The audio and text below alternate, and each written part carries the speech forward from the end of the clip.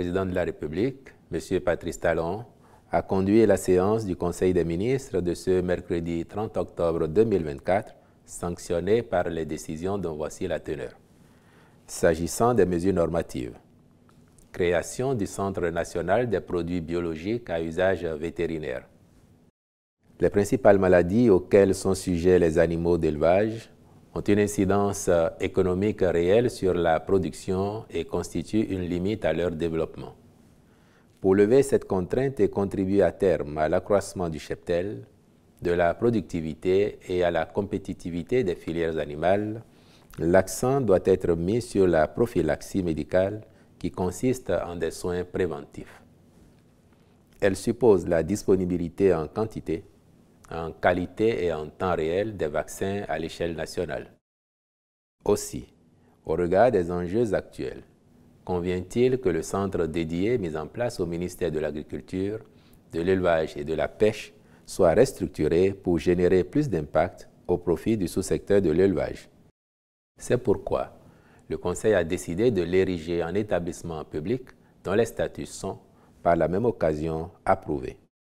Il sera notamment chargé de assurer la disponibilité permanente, la qualité et la distribution des produits biologiques à usage vétérinaire sur l'ensemble du territoire, accroître les capacités de contrôle des maladies animales à travers les laboratoires vétérinaires, fabriquer sur place des vaccins vétérinaires de qualité.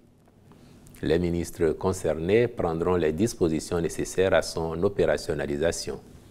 Comme autres mesures normatives, ont été adoptés les décrets portant création et approbation des statuts du Centre d'assistance psychiatrique et d'accompagnement des personnes en situation de mendicité, puis de la Société de productions audiovisuelles SOPA SA.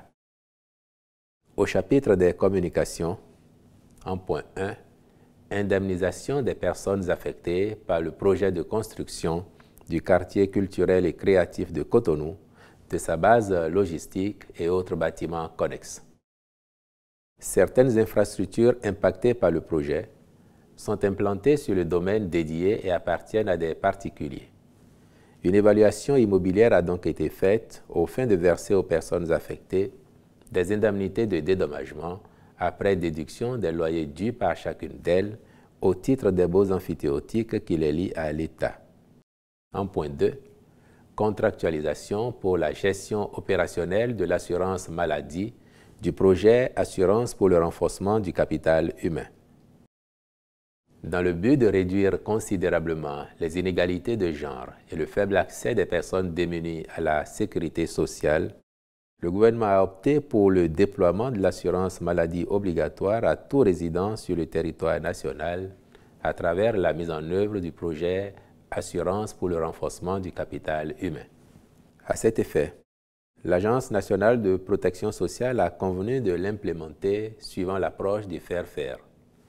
Les diligences entreprises à cette fin ont permis de retenir une structure expérimentée, faisant ses preuves sur le continent, offrant une couverture fonctionnelle complète qui inclut la gestion des adhésions et des sinistres, l'émission des factures, le tout en tenant compte des besoins spécifiques de l'agence, du niveau de connectivité des formations sanitaires béninoises et s'engageant pour la digitalisation complète du processus de prise en charge des dits sinistres. Le Conseil a marqué son accord pour la signature d'un contrat avec cette structure qui devra, dans un délai de 6 mois, s'installer et procéder au lancement de ses activités. En point 3, mission de contrôle technique. Dans le cadre du projet de construction de Semesiti, dans la commune de Ouida, phase 1.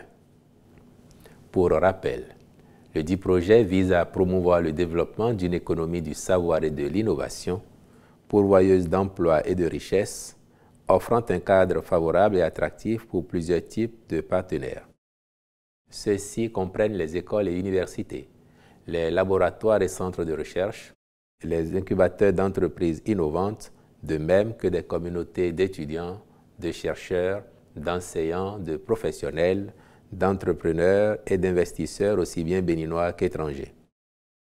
En vue du démarrage imminent des travaux de construction, il est fortement recommandé de recourir à un bureau de contrôle technique dès la phase d'avant-projet détaillée afin de s'assurer du respect des normes de construction et de sécurité des personnes dans les bâtiments recevant du public.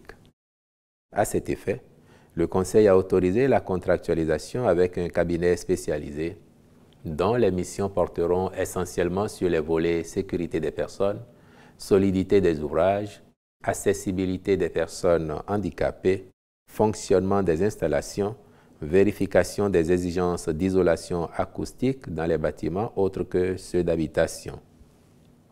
Sont également prises en compte la vérification des installations électriques avant mise sous tension, l'isolation thermique et les économies d'énergie dans les bâtiments, l'environnement, l'hygiène et la santé. Je vous remercie.